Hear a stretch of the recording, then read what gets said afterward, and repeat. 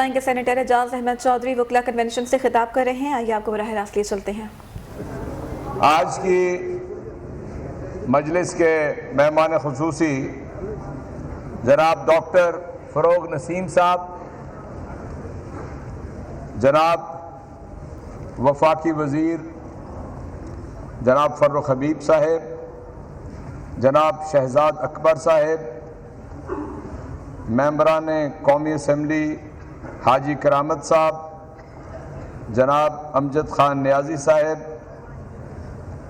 محترمہ doctor semi بخاری صاحبہ، ممبران صوبائی اسمبلی ندیم بارہ صاحب، سعدیہ سہیل صاحبہ، عظمیٰ کاردار صاحبہ، جناب شیخ امتیاز صاحب، جناب وکلا رہنما اشتیاق خان صاحب، جناب غلام محی الدین دیوان صاحب، میرے بھائی اور اس شہر کے نمایاں سیاستدان عبدالرشید بھٹی صاحب،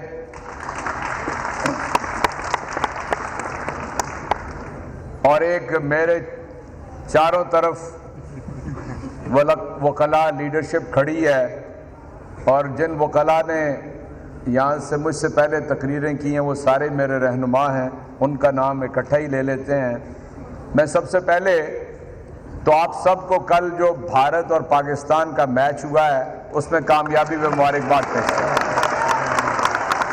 ہماری زندگی میں بہت کم لمحے ایسے ہوتے ہیں کہ جس میں ہم خوشی منا سکیں، اور وہ خوشی ایسی لافانی ہو کہ پاکستان کے 22 کروڑ عوام سب کے سب خوشی منائیں. اس لیے یہ بہت ضروری تھا اس کا تذکرہ کرنا.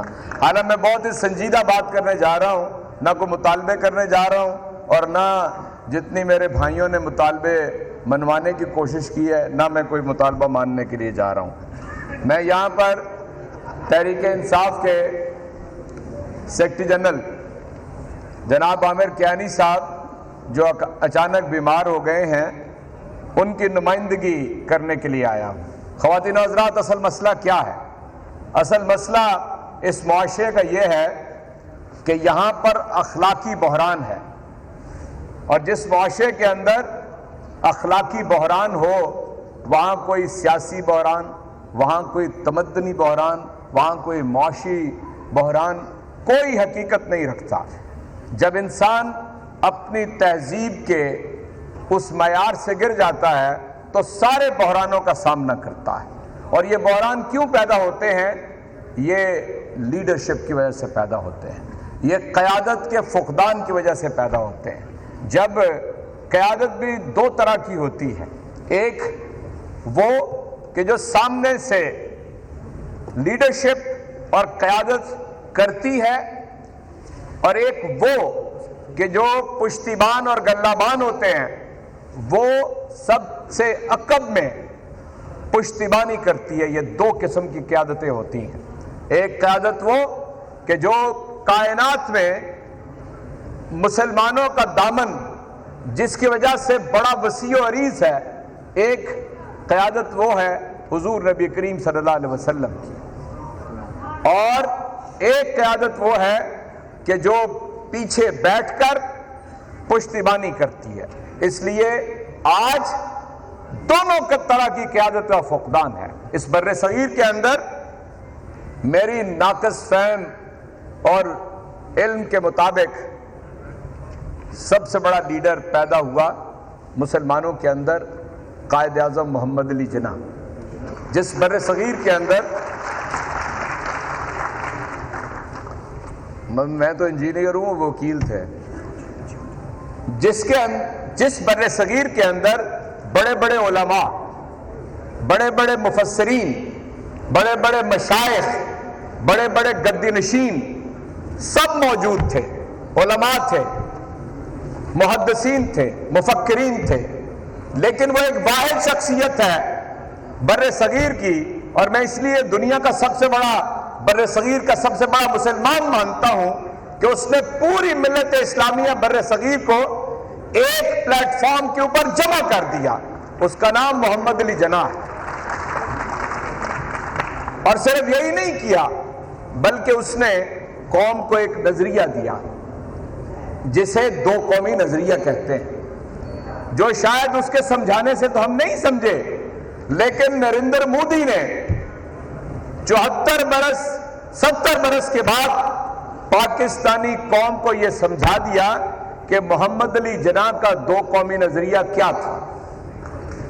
بر صغیر کو جب مسلم اکثریتی علاقوں میں پاکستان بنایا گیا تو دونوں طرف اقلیتیں موجود تھیں، اس طرف مسلمان، سکھ، مسیحی، بدھ اور دیگر اقلیتیں تھیں، اور جو پاکستان بنا تو اس کے اندر بھی مسیحی، ہندو، سکھ اور دیگر اقلیتیں تھیں، لیکن دونوں ملکوں کے اندر آپ اس چیز کو دیکھ سکتے ہیں کہ دو قومی نظریے نے پاکستان کو کس طرح آگے بڑھایا، اور بھارت جہاں پہ ہندتوا کی نظریہ ہے وہاں پر اقلیتوں کے ساتھ کیا ہو رہا ہے۔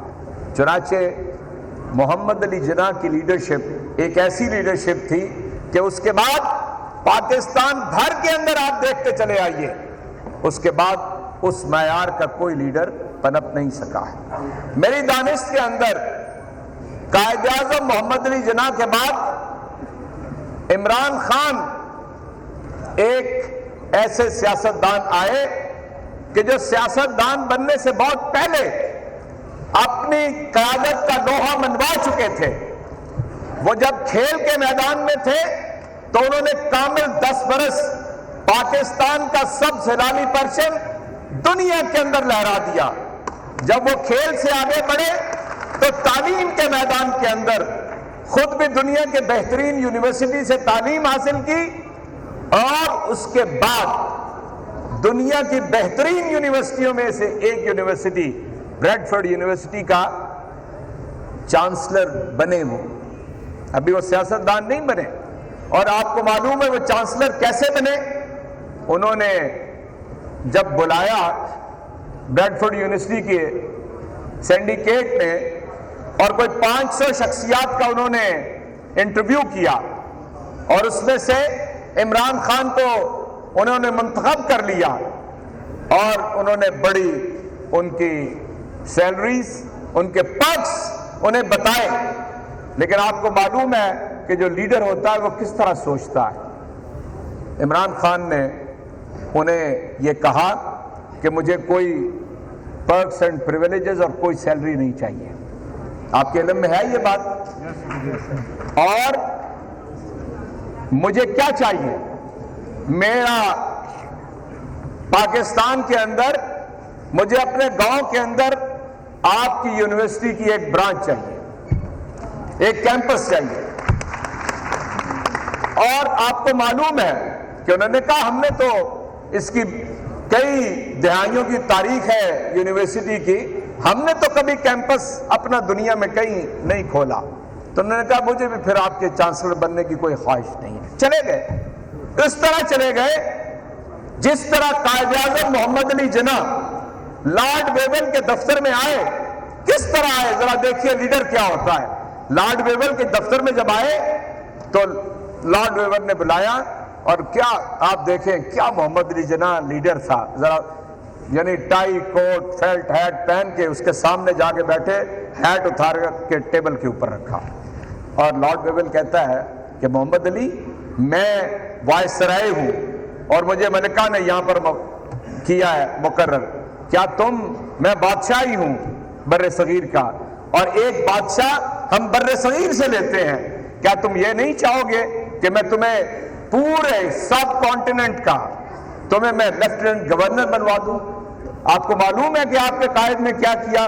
اپنا ہیٹ اٹھایا، سر پہ رکھا اور یوں الٹے پاؤں مڑ گئے اور دروازے کی طرف تیزی کے ساتھ چلے۔ پیچھے سے لارڈ ویول نے آواز دی، look mister Jinnah, I want to talk to you۔ Quaid Azam مڑے اور مڑ کے یہ کہا کہ لک lord ویول، if you want to talk to me you have to come to my office, I am not going to come to your office again, and I am not here to sell my nation۔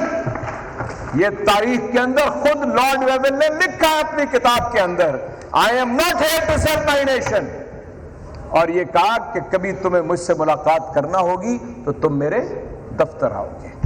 وہ لکھتا ہے کہ سچ اے سٹبن مین، ایسا ڈھیٹ آدمی، یہ وہ leader ہے جس کے آج ہم نے کتنا اپنے بچوں کو محمد علی جناح کے بارے میں بتایا ہے۔ میں نوجوانوں سے الگ بات کروں گا، میں اپنی عمر اور اپنے سے ساتھ کی عمر کے لوگوں سے پوچھنا چاہتا ہوں، کتنا ہم نے نصاب کے اندر قائد اعظم کو پڑھایا، کتنا ہم نے حکمرانوں کو یہ دیکھا کہ وہ قائد اعظم کی پیروی کریں؟ کوئی ہے؟ اس لیے میں کہتا ہوں کہ سبب کچھ اور ہے، آپ خود اس کو سمجھیں کہ سبب کیا ہے۔ اور وہی عمران خان دوبارہ آیا اور اس نے کہا یونیورسٹی والوں کو کہ مجھے آپ کی مراعات کی ضرورت نہیں ہے، اور پھر انہوں نے دوبارہ بلایا اسی طرح جس طرح انہوں نے الیکشن لڑا تھا، تو انہوں نے کہا میں ووٹ مانگنے نہیں جاؤں گا، میں محمد علی جناح، لوگوں کو پتہ ہے میں کیا چیز ہوں، مجھے ووٹ مانگنے کی ضرورت نہیں ہے۔ اسی طرح عمران خان نے انہیں کہا اور انہوں نے واپس بلایا، چانسلر آپ بن جائیں، ہم آپ کے گاؤں میں بریڈ فیلڈ یونیورسٹی کا کیمپس بنائیں گے۔ امجد خان یہاں بیٹھا ہے، پوچھئے بریڈ فیلڈ یونیورسٹی کا کیمپس کون لے کے پاکستان میں آیا؟ وہ لیڈر ہوتا ہے کہ وہ اپنی قوم کے لیے سوچتا ہے، وہ آگے بڑھا۔ دنیا میں سب سے عظیم ہستی ہر انسان کی ماں ہے، اس نے اپنی ماں کو تکلیف میں دیکھا اور یہ کہا کہ ہسپتال بنے گا، لوگوں نے کہا نہیں بن سکتا، کسی نے کہا بن جائے گا تو چل نہیں سکتا۔ آج کامل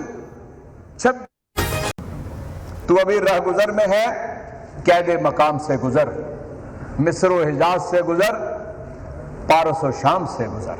یہ نوجوانوں کے لیے، تو ابھی رہ گزر میں ہے، قید مقام سے گزر، مصر و حجاز سے گزر، پارس و شام سے گزر، اور جس کا عمل ہے بے غرض اس کی جزا کچھ اور ہے، حور و خیام سے گزر، دانا و دام سے گزر۔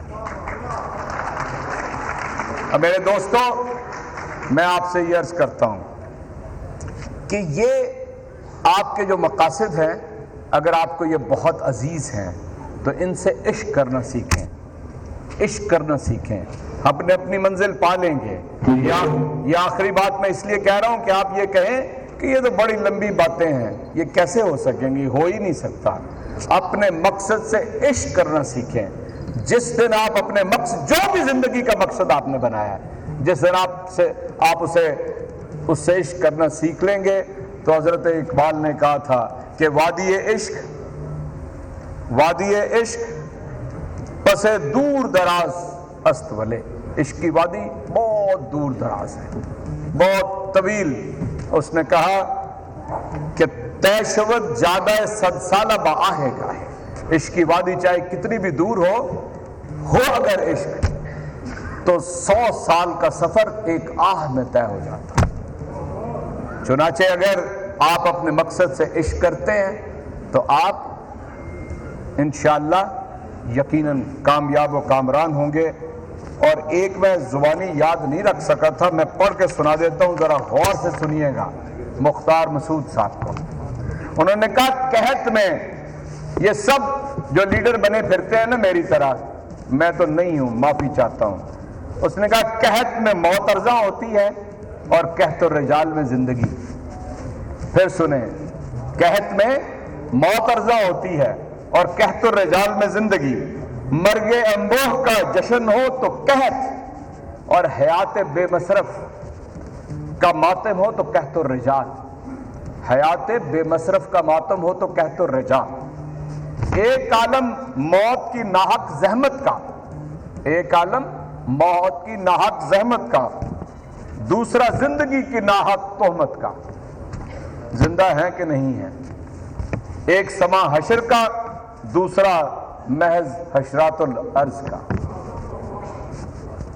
زندگی کے تعاقب میں رہنے والے قحط سے زیادہ قحط الرجال کا غم کھاتے ہیں۔ میرے دوستو، قحط الرجال ہے۔ آپ میں سے کون اٹھے گا کہ جو پوری دنیا کے اندر بالعموم اور پاکستان کے اندر بالخصوص سب سے زیادہ پڑھی لکھی، سب سے زیادہ باشعور، سب سے زیادہ متمدن، سب سے زیادہ इंसाफ के करीब कम्युनिटी को कौन कहतो रिजाल से पाक करेगा, ये आज का सबक है। फिर न किसी का एहतजाज करना पड़ेगा, न कुछ मांगना पड़ेगा, न मुतालबे दोहराने पड़ेंगे। आप अपने आप से अहल क़यादत को आगे कीजिए। इंशाअल्लाह अज़ीज़ मैं आपसे वादा करता हूँ कि इंशाअल्लाह अज़ीज़ आप कभी भी नाकाम नहीं होंगे और कामयाबी आपके कदम चूमेगी। बहुत शुक्रिया।